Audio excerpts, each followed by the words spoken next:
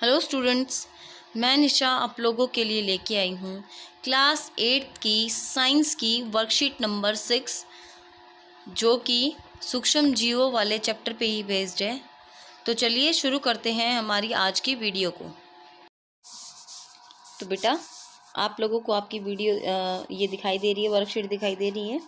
DOE की हमारी ये वर्कशीट है। छात्र का नाम, ये कक्षा 8 की है, विज्ञान की। छात्र का नाम में आपको लिखना है अपना नाम, और अध्यापिका के नाम में आपको लिखना है अपने जो सब्जेक्ट टीचर हैं उनका नाम। ठीक है, अब आगे चलते हैं। कल रात पिंकी अपने भाई के साथ एक पार्टी में गई। वहाँ पर उन्होंने केक, पिज़्ज़ा, बर्गर, गोलगप्पे, कचौड़ी और बहुत सारा खाना खाया। घर वापस आकर उसके भाई के पेट में बहुत तेज़ दर्द होने लगा और साथ उसको उल्टी और दस्त भी होने लगे। तब उसके पिताजी उसके भाई को अस्पताल लेके गए और डॉक्टर ने उन्हें बताया कि उनके भाई को फूड पॉइजनिंग यानी कि या खाद्य विषाक्तन हो गया है। अब पिंकी कहने लगी, खाना तो हमें ऊर्जा देता है, तो ये विषाक्त कैसे हो सकता है? तो आज हम जानेंगे कि फूड पॉइजनिंग या फिर खाद्य विषाक्तन आखिर में होता क्या है। तो देखो, फूड पॉइजनिंग का अर्थ होता है खाने का जहरीला बनना। खाने का जहरीला बनने से मतलब है बेटा, खाने के अंदर कोई ऐसी दूषित वस्तु मिल जाना जिसकी वजह से खाना जो है वो ख़राब हो जाएगा। एक तरीके से हमारी बॉडी के अंदर जाकर वो जहर जैसा काम करेगा। विष का मतलब आप लोग जानते हो, विष का मतलब होता है जहर। तो विषाक्तन का मतलब है कि जो बहुत ही ज़्यादा बुरा असर डालेगा हमारे बॉडी के ऊपर। ठीक है, तो अब उसके बाद यहाँ पे आपको सबसे पहले दे रखे हैं लक्षण। यहाँ पे देखिए, उल्टी, दस्त, पेट में बहुत तेज़ दर्द, भूख न लगना और कई बार बहुत तेज़ बुखार आना। अगर आपको इन खाना खाने के कुछ टाइम के बाद इनमें से कुछ भी महसूस होता है, उल्टी, दस्त या पेट में दर्द या फिर बहुत तेज़ बुखार, तो इसका मतलब ये हो सकता है कि आपको शायद फूड पॉइजनिंग हो गई है। अब ये फूड पॉइजनिंग होती क्यों है? तो जब हम खाने को बना के रख देते हैं और उस खाने को बने हुए लंबा टाइम हो जाता है, तो उसके अंदर सूक्ष्म जीव पनपने लगते हैं। ये दो सूक्ष्म जीव होते हैं, एक होता है ई कोलाई और एक है साल्मोनेला। ये जो दो बैक्टीरिया हैं, दो जीवाणु हैं, ये खाने के अंदर पनपने लगते हैं और खाने को दूषित कर देते हैं। ठीक है, जिसकी वजह से हमारा खाना जो है वो ख़राब हो जाता है, और जब उस खाने को हम खाते हैं तो उन सूक्ष्म जीवों के कारण हमारे शरीर के ऊपर बुरा असर पड़ता है। उस खाने को पचाने में हमें प्रॉब्लम आती है। अब इस चीज़ से बचने के उपाय क्या क्या हैं? तो इस चीज़ से बचने के हमें यहाँ पे 5 उपाय दे रखे हैं कि फूड पॉइजनिंग से कैसे बचा जा सकता है। पहला, हमें हमेशा साफ़ सुथरा और ढका हुआ खाना ही खाना चाहिए।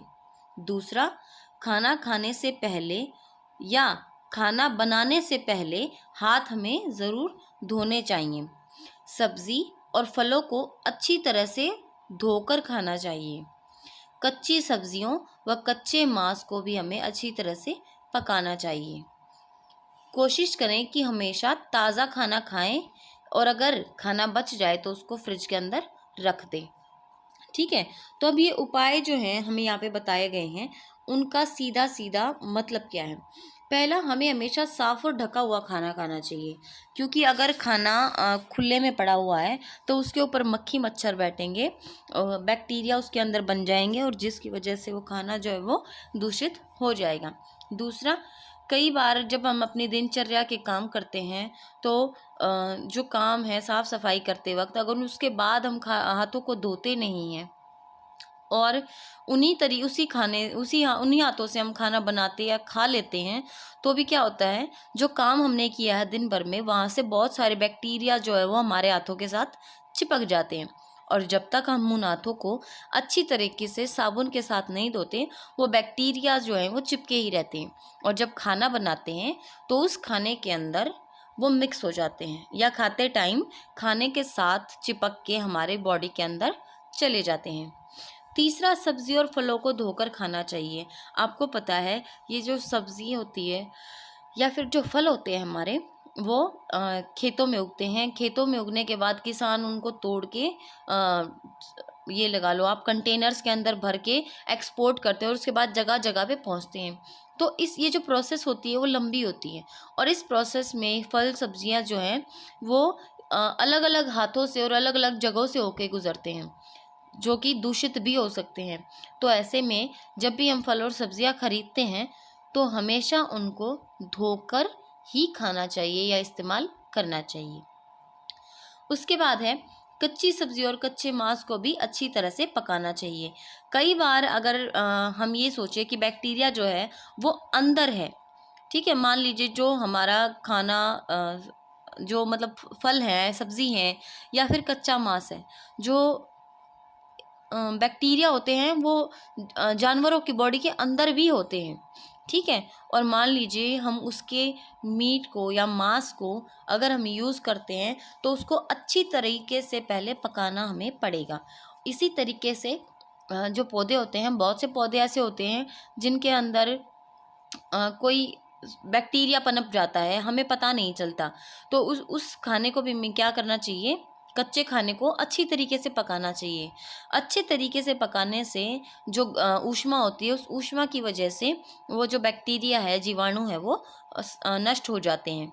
और हमें हमेशा ताज़ा ही खाना खाना चाहिए। अगर ताज़ा खाना नहीं खा रहे हैं हम और हमारा खाना जो है वो बच जाता है तो हमें उसको फ्रिज के अंदर रख देना चाहिए, क्योंकि फ्रिज की जो ठंडक होती है उस ठंडक की वजह से जो बैक्टीरिया पनपते हैं भोजन के ऊपर वो कुछ टाइम के लिए निष्क्रिय हो जाते हैं, ठीक है, यानी कि वो इनएक्टिव हो जाते हैं, जिसकी वजह से अगर वो हमारी बॉडी को नुकसान नहीं पहुंचाते और खाना भी दूषित नहीं होता, ठीक है।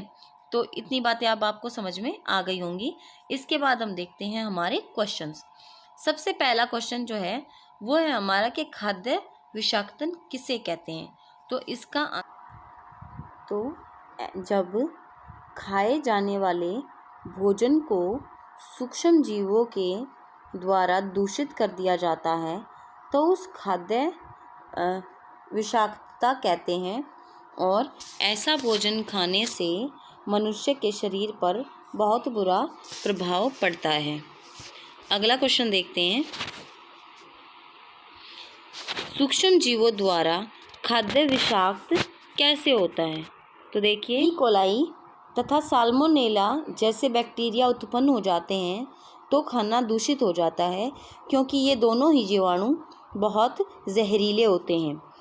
इसके बाद हमारा तीसरा क्वेश्चन है, हमारा अगला क्वेश्चन है कि सूक्ष्म खाद्य विषाक्तन होने पर मनुष्य के दिखने वाले लक्षण लिखिए। तो बेटा यहाँ पे आपको ये देखो, यहाँ पे दे रखा फूड पॉइजनिंग के लक्षण के उल्टी, दस्त, पेट में बहुत तेज़ दर्द, भूख न लगना और कई बार बहुत तेज़ बुखार आना। तो यहाँ से और यहाँ तक ये आपको लिखना है लक्षण के अंदर, ठीक है। ये फूड पॉइजनिंग के लक्षण यहाँ से और यहाँ तक आपके लक्षण हैं, ठीक है।